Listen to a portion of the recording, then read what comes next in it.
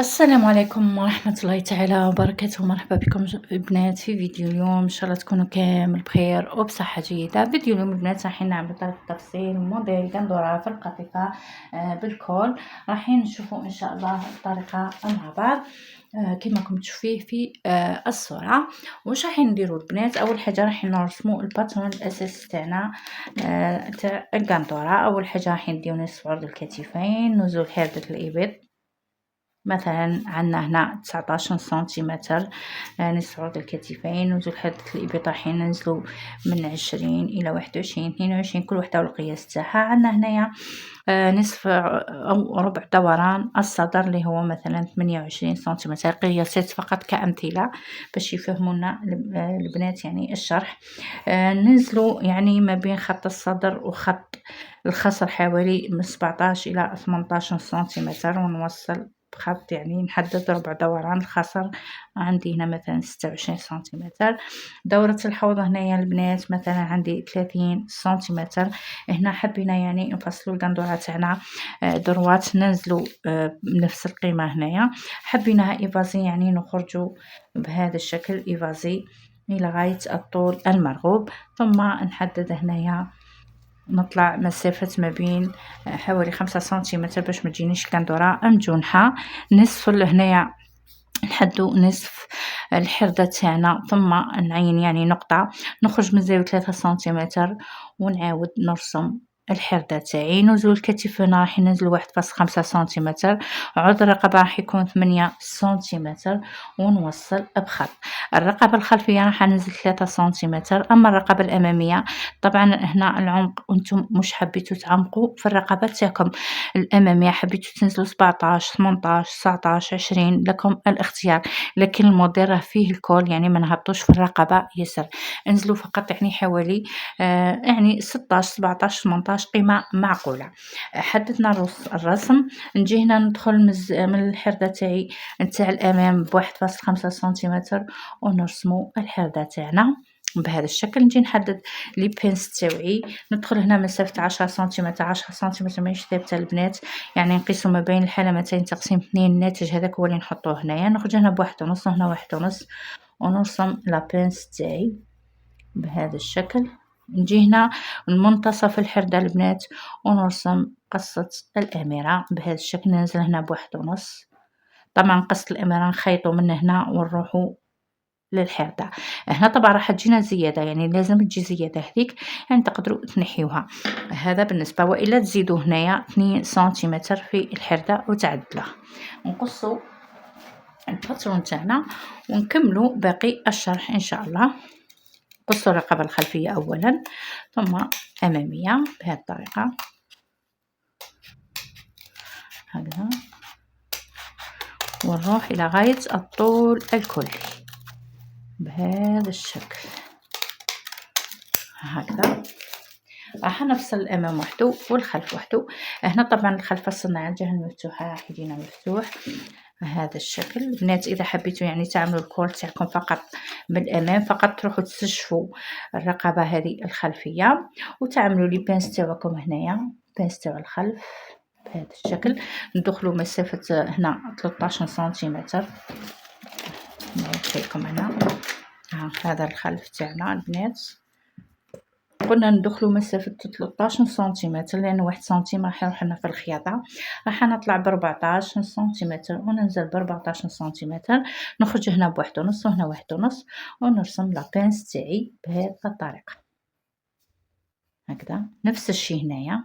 هذا بالنسبة للبنات للخلف. هنا قلت لكم البنات اذا حبيتوا ديروا الكول من الامام والخلف ما نستشفوش الرقبه تاع الخلف.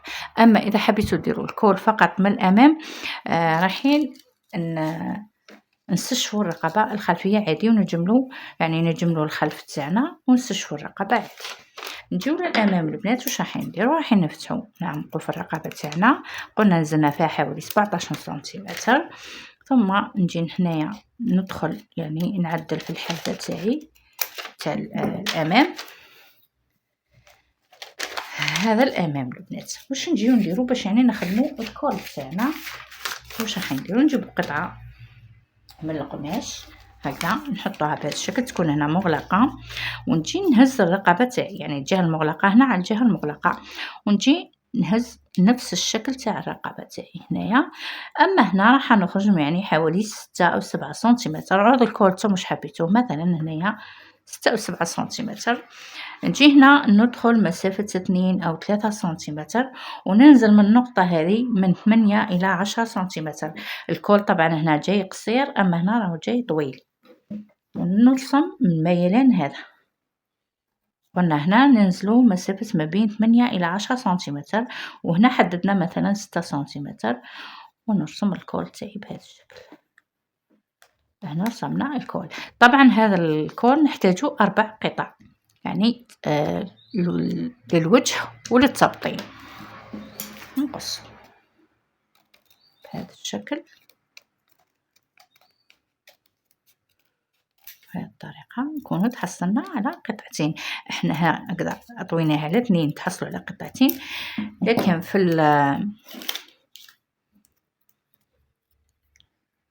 باش نديرو التبطين لازم نعملو 4 قطع، يعني 2 الجهة و2 الجهة. نروحو يعني نخيطوهم مع بعض، نخيطو هنا، شوفوا نخيطو هنا ونخيطو هنا ونقلبو. هنا ما يهمش وهنا ما يهمش، لانه هنا راح تكون مع الخياطة تاع الكتف، وهنا راح تكون مع الخياطة نتاع الرقبة.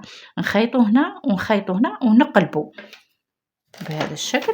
من بعد نجيو نخيطوهم، احنا نكونوا يعني عملنا التبطين كما قلنا، ونجيو نخيطوهم هنا. طبعا كيفاش نخيطو، راح نجيو نخيطوه من هنا من الخلف ونرجعوه للامام، يكون منه سجاف منه كول. يعني نخيطو الكول تاعنا من هنا، نخيطوه من الخلف هكذا، نخيطوه من الخلف، نكرونتيو الحواف تاع الرقبة، ومن بعد نرجعوه من هنا للامام، وراح يكون يعني منه تبطين منه سجاف.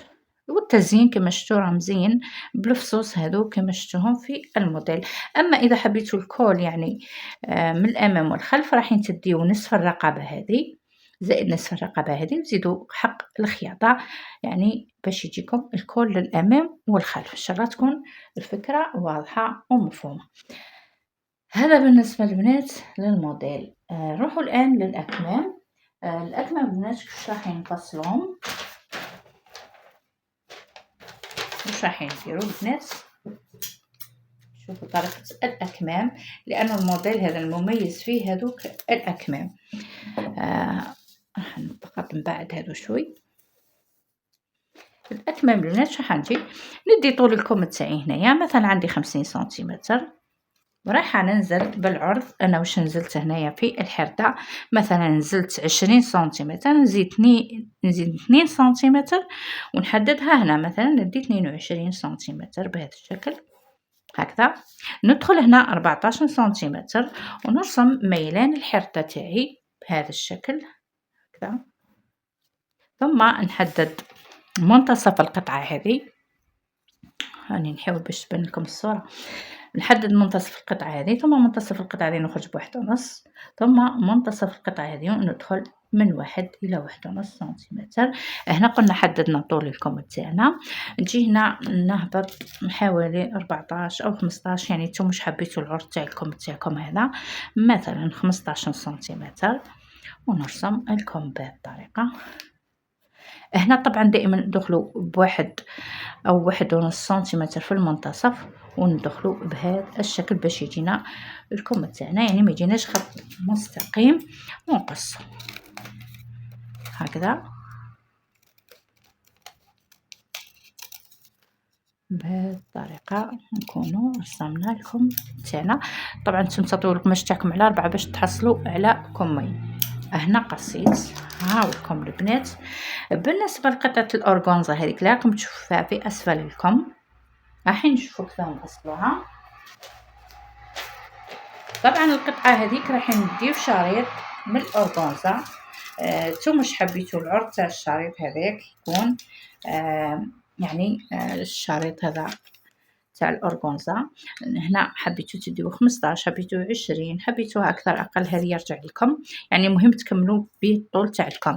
تطويوها على 2. هنا هذه الجهه حتكون مغلقه، هذه الجهة مغلقة، ونجي نخيطو هنايا البنات ونعمل لي فرونس، يعني نخيط ونكمش يعني، أو نعمل دي بلي، أو تعملوا بالخيط والإبرة، يعني تعملوا تكميشات لكم يعني الاختيار.